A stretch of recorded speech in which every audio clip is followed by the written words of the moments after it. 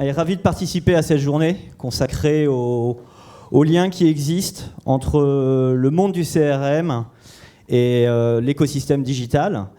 Il me semblait juste indispensable, lorsqu'on parle de liens entre le off et le digital, qu'on puisse parler de CRM onboarding. Et d'ailleurs, je vais remercier Hub Institute de nous avoir conviés à cette journée pour animer ce sujet en tant que plateforme technologique de CRM onboarding. Alors Lionel, on a 15 minutes. Alors je te connais bavard et je sais que moi je suis très bavard. Donc ce que je te propose, et on va aller droit au but, je te propose que tu nous racontes comment tu as embarqué chez Bellambra ton CRM dans le programmatique. Et donc dans le programmatique au sens large, ça veut dire search et display. Quelles sont les plateformes d'onboarding que tu as pu et que tu utilises? Quelles sont leurs limites, leurs complémentarités? Et ensuite, du fait que maintenant tu as un maximum de data CRM digitalisé first party, comment tu imagines l'exploitation de toutes ces données-là? Alors, avant de commencer, pourquoi c'est important pour Bellambra aujourd'hui d'embarquer sa connaissance CRM dans des opérations de marketing digital? Alors attends, parce que là, hop, je suis pas sur la bonne slide, donc voilà, c'est bon ça. Alors bonjour. Alors Bellambra, c'est un acteur français du loisir. On fabrique des vacances. On est numéro 1 des clubs de vacances en France. Alors on a un produit vachement sympa, on le fabrique, c'est les vacances, mais quand on fabrique des vacances, pas quand on les distribue, les marges sont extrêmement réduites. Et il se trouve que Bellambra distribue essentiellement ses produits tout seul, donc par de la vente directe, très majoritairement digitalisée. Depuis que le monde est monde, faire revenir un client, ça coûte beaucoup moins cher que d'en conquérir. Nous, on est complètement orienté vers ces sujets pour dégager un maximum finalement d'allocations budgétaires, non plus sur que les quelques clients nouveaux que l'on va rattraper, mais essayer d'en conquérir davantage avec des objectifs revus largement à la hausse. Donc, on a un enjeu, vendre davantage à nos clients déjà engagés pour, si possible, remplir nos clubs le plus tôt possible. Parce que le monde est divisé en deux. Certains d'entre vous vont acheter très tard leurs vacances, la grande majorité. Et puis, il y a une frange de la population qui nous intéresse plus que tout. Ce sont des gens qui achètent tôt les vacances. Et comme on a un produit qui ne se réassort pas et qu'on distribue dans un cadre extrêmement hostile qui est complètement digitalisé, où il y a de la destruction de valeur, si on veut tenir nos marges, il faut vendre très tôt notre stock, donc toucher les early bookers, voilà, pour faire de la rétention de remise de dernière minute. Comme fidéliser, c'est moins cher que de conquérir, c'est pour ça que tout est orienté vers nos sujets CRM. Alors le truc, c'est que quand on fait l'inventaire des moyens pour toucher les gens que l'on a en basé, oui, on fait du print, oui, on fait de l'email, oui, on peut faire du SMS de manière, enfin du rich SMS très tactique, on peut même se payer de temps en temps de manière très en pointillé des campagnes d'appel sortant, mais tout ça mis bout à bout, ça nous fait une couverture de la base qui dépasse très rarement 20%. Donc on voit bien en fait que dans ta démarche passée d'opérations d'exploitation des canaux traditionnels, tu touchais 20% et quid des 80% restants. Et du coup, c'est là où tu t'es tourné en fait vers les technologies d'onboarding, où tu t'es dit comment je peux utiliser ces nouveaux outils technologiques pour toucher massivement ma base de données via un point de contact digital, que ce soit display ou search. Alors juste pour ceux qui sont peut-être pas familiers avec les technologies de CRM onboarding, c'est quoi et c'est quoi le principe?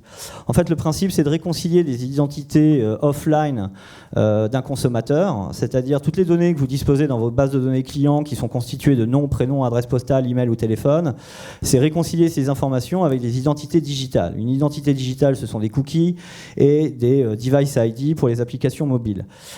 Ces technologies permettent de le faire très rapidement rapidement et en quelques heures de pouvoir embarquer massivement au sein des plateformes qu'on voit dans l'exemple de Bellambra, massivement du volume pour pouvoir mener des opérations de display ou de search. Toi, tu as testé donc du coup 3 plateformes qui sont Google Customer Match, Facebook Custom Audience et Temelio. Est-ce que tu peux nous en dire plus sur la complémentarité de chacune de ces technologies, leur rapport et potentiellement les limites de chacune d'elles? Alors oui, c'est plus qu'un test parce que on travaille sur ces trois plateformes en running tout au long de l'année. On utilise le Customer Match pour bider différemment selon l'engagement des individus qui se présentent en search dans le champ sémantique que l'on couvre. La limite, c'est que c'est pas tellement le taux de match parce qu'il est propre à Bellambra, c'est finalement on a le reach et puis Google anonymise bien évidemment les données, les informations. Donc j'ai 25% de matchés sur la base qu'on leur redescend et puis c'est tout. Et donc je n'ai une notion de performance dédupliquée ou en silo, peu importe, que sur cette typologie de gens matchés et sur le point de paiement web. En ligne. Facebook, c'est à peu près la même chose, sauf qu'il y a d'autres contraintes, malgré le taux de match qui, c'est vrai, est excellent. C'est que, bien évidemment, c'est complètement anonymisé, donc j'ai une population de matchés qui fait 46%, puis c'est tout. Je ne sais pas qui ils sont, nominativement. C'est impossible, donc je ne peux pas les raccrocher offline, etc. On y viendra. Et puis, j'ai, selon les formats qu'on va utiliser en display, j'ai les contraintes d'affichage par jour. Donc, j'ai un problème de reach dans Facebook. Réellement. Donc c'est un problème de volume. Et puis alors Temelio, c'est différent. Temelio, bon, l'acteur Temelio, c'est pas une plateforme sur laquelle on fait de la pub, c'est pour accrocher. Donc on a un taux de match, mais la spécificité, c'est que il n'a pas les mêmes forcément clés de réconciliation que Facebook et Google, puisqu'on peut raccrocher sur de l'adresse postale. Donc on a un incrément pur lié à cette démarche. Deuxièmement, on arrive à savoir qu'on a matché Lionel Laveissière. Et que Lionel Laveissière, in fine, après avoir été soumis aux campagnes de match au CA Temelio, en l'occurrence Display, on l'a vu revenir par un distributeur Leclerc à côté de chez lui quand il est allé acheter ses packs d'eau ou chez Vente Privée ou je sais pas. Et donc on raccroche d'abord une vue exhaustive des ventes aux campagnes à la surpression, y compris dans le off. Voilà. Ok. Toi, il y a un gros buzzword depuis pas mal de temps maintenant qui est la DMP. Toi, tu n'es pas équipé d'une DMP. Hein. Donc aujourd'hui, tu n'es pas équipé d'une DMP. Eh ben non. Oh là là, tu vas louper ta carrière professionnelle. Là. Non, je sais pas. Non, plus sérieusement, il y a une promesse dans la DMP qui est la réconciliation on-off.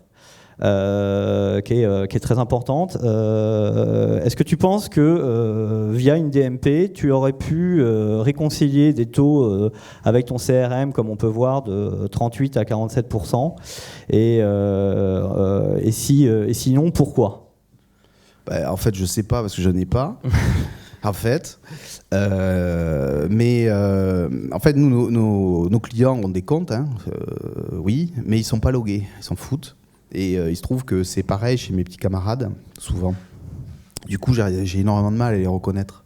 Et oui, j'aurais probablement matché à 50%, certainement. Enfin, en même temps, j'ai pas de DMP, donc je m'avance un peu, mais il m'aurait fallu beaucoup de temps. Il faudrait que les gens se loguent. Alors que finalement, par cette démarche-là, on démarre de suite avec une piscine pleine de contacts. Ouais, puis tu as un bassin d'audience en plus avec une certaine périodicité, quoi. En tout cas, ce que tu dis, ça corrobore énormément beaucoup d'acteurs avec qui on travaille aujourd'hui qui sont équipés d'une DMP, qui malheureusement, après 6 mois, 1 an d'utilisation, ils ont un taux de first party d'origine CRM qui est extrêmement faible. Et c'est pour ça d'ailleurs qu'entre autres, Temelio est connecté avec toutes les plateformes DMP du marché qui comptent aujourd'hui. Bon, quelques résultats rapidement, parce qu'il nous reste 4 minutes, parce que ce qui est intéressant, c'est qu'est-ce que tu vas faire de toutes ces données-là. On a fait un A/B test basique entre segment exposé bannière versus un segment non exposé bannière. On a pu mesurer en effet 2 fois plus de ventes. Le point étant maintenant, c'est voilà, tu as toute cette donnée-là, active, plusieurs millions de cookies disponibles, qui sont rafraîchis d'ailleurs quotidiennement, parce que le principe d'une plateforme de technologie d'onboarding, c'est de pouvoir embarquer massivement des millions de données offline dans l'écosystème digital, mais aussi de le maintenir quotidiennement, parce qu'on sait tous que le cookie a une durée de vie qui est limitée et qui est volatile. Toi, avec ces données-là, qu'est-ce que tu envisages, qu'est-ce que tu imagines, comment tu vois la suite d'exploitation de ces données? Alors il y a trois aspects. Bon, le premier. Alors le premier, bien sûr, on continue nos campagnes display, mais on va avoir besoin de les optimiser pour générer plus de clics. Le display, ça clique pas des masses, et il nous faut amener de la personnalisation. Alors ça fait les ventes, oui. Mais ça clique peu. C'est une bonne chose quand même, ça fait les ventes. Mais ça clique peu, donc il va falloir améliorer tout ça. Et la piste, en l'occurrence, c'est de faire de la personnalisation de créa. C'est pas vraiment du retargeting, puisqu'on s'adresse à des clients, ils ont vécu une expérience et il se trouve que, en tout cas c'est le cas chez Bellambra, il y a une note de satisfaction adossée à leur séjour, que l'on archive sur plein d'items, etc. Et comme on fabrique des vacances et que les vacances c'est un moment sympa dans l'existence, parce qu'on contribue à l'existence de souvenirs dans l'esprit des gens. Dans la perso, on va essayer au maximum de rappeler l'expérience sympa que les utilisateurs ont passée chez nous. Les bons souvenirs pour engager sur du clic. Ça, c'est le premier point. Le deuxième point, il est lié à des campagnes télé, puisque on arrive à raccrocher à la fois la diffusion de spots télé, les rebonds sur les différents écrans Bellambra consécutifs au passage. On peut voir quels sont les clients qui ont rebondi sur la campagne télé et puis in fine ont acheté, mais cette fois-ci non pas uniquement à la caisse du site web, mais partout. Donc ça, c'est le deuxième point qu'on va mettre en route. Et puis il y a la personnalisation on-site, parce qu'on vient de se connecter avec ton outil de personnalisation on-site, pour ne pas le citer, donc Caméléon. Ouais, c'est ça. Et donc le troisième aspect qui existe, c'est la reconnaissance de l'utilisateur, bien qu'il ne soit pas logué, pour l'engager et lui proposer d'atteindre des buts qui nous permettront, vous connaissez l'histoire, de le transformer plus rapidement, qui sont de deux natures. D'abord parce que Bellambra propose de... Alors Bellambra, allez-y, c'est super, je le répète suffisamment. Mémorisez s'il vous plaît, mais Bellambra propose, et c'est un service gratuit, de figer les conditions tarifaires et de stock pendant 5 jours. Donc ça, c'est un premier but très intéressant. L'utilisateur a la garantie d'avoir accès à son séjour pendant 5 jours et il ne s'engage en rien. Et le deuxième point, c'est la consommation de certains médias plus immersifs dans l'expérience on-site, liés à la consommation des films de présentation des clubs, parce que les utilisateurs ont besoin d'être rassurés, de toucher du doigt un petit peu ce qu'ils vont goûter. Et donc, c'est d'engager aussi sur la consommation des films, parce que ça transforme. Moi, je vais rebondir sur ton premier point, qui est vraiment la personnalisation des bannières display aujourd'hui. Je pense que c'est le principe même qu'aujourd'hui, il faut qu'on passe du pixel cookie à l'individu.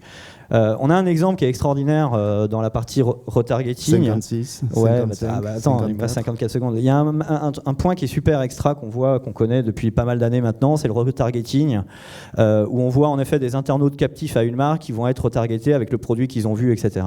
Je pense que globalement, des internautes captifs, vous en avez plein dans votre base. Ils vous connaissent, ils sont captifs à votre marque. Derrière, vous avez toute une connaissance sur ces internautes-là et sur ces foyers-là, ce qu'ils aiment, ce qu'ils n'ont pas aimé dans le voyage, ce qu'ils ont comme type de produit, etc. Je pense que demain, et même maintenant, le programmatique, tout son sens, c'est de pouvoir individualiser les opérations et les bannières en fonction de toute cette connaissance CRM que vous allez pouvoir embarquer avec des outils de ce type d'onboarding. Voilà, on a fini, il nous reste 6 secondes. Je voulais vous remercier. Autrement, on a rédigé un livre blanc sur le CRM onboarding. J'ai quelques exemplaires avec moi, donc pour ceux qui sont intéressés à le récupérer et en savoir plus, n'hésitez pas à me voir. Merci beaucoup.